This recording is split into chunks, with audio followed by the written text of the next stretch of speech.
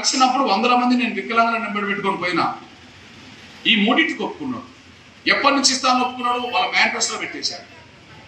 ఎప్పటి నుంచి ఇస్తాను చెప్పుకున్నాడు, వాళ్ళ మేనిఫెస్టో పెట్టేశాడు. ఇది మేనిఫెస్టో. అక్కడ ఇగో సామాజిక భద్రత పెంపు, వృద్ధులు, వితంతులు, ఒంటరి మహిళలకు సంబంధించిన వీళ్ళందరికీ 4,000 పెంచిస్తాం. దివ్యాంగులకు పెన్షన్ 6,000 పెంచుతాం. పూర్తి స్థాయిలో వైకల్యానికి గురైన అంటే 100% వైకల్యానికి గురైన వాళ్ళకి 15,000 పెన్షన్ ఇస్తాం. అది ఏప్రిల్ నుంచే ఇస్తామని చెప్పేశాడు. మనకు హామీ ఇచ్చింది ఎప్పుడు? ఏప్రిల్. ఎన్నికలు జరిగినాయి ఎప్పుడు? మే. ఆయన ముఖ్యమంత్రి అయింది ఎప్పుడు? జూన్. మాట తప్పాలనుకుంటే జూన్ నుంచి కూడా ఇవ్వద్దు. వాళ్ళు మంచానికి వీల్ చైర్కి పరిమితం అవుతారు సార్. కనీసం ఈగ వాళ్ళని దులుపుకోలేరు సార్.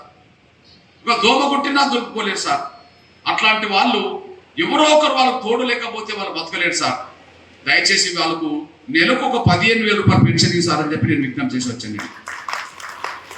నేను ఇచ్చిన వినతి ఇక్కడ అధికారంలోకి వచ్చిన తర్వాత చంద్రబాబు నాయుడు 6 నెలలకు అధికారంకి వచ్చాడు.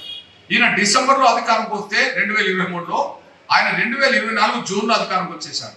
అక్కడ మేలో ఎన్నికలు జరిగినాయి. ముఖ్యమంత్రిగా జూన్ నెలలో ప్రమాణ స్వీకారం చేసిందంటే నన్ను నమ్మి మే నెలలో ఓట్లేయడం వల్ల. నన్ను నమ్మి మే నెలలో ఓట్లేయడం అంటే నేను ఏప్రిల్లో వాళ్ళకి హామీ ఇవ్వడం వల్ల. అంటే ఏప్రిల్లో నేను హామీ ఇవ్వడం వల్లనే నన్ను నమ్మారు, నమ్మి నాకు ఓట్లేశారు. వాళ్ళ నుంచి కాకుండా హామీ ఇచ్చిన ఏప్రిల్ నుంచే నేను పెన్షన్ పెంచుతామని చెప్పి మొత్తం పెన్షన్ అంతా పెన్షన్ చేశారు. ఏప్రిల్ 6,000, మే 6,000, జూన్ 6,000 కలిపి వికలాంగులకు 18,000 ఇంటికి వచ్చేశాడు. వృద్ధులు, వితంతులు, ఒంటరి మహిళలకు 4,000 కలిపి 12,000.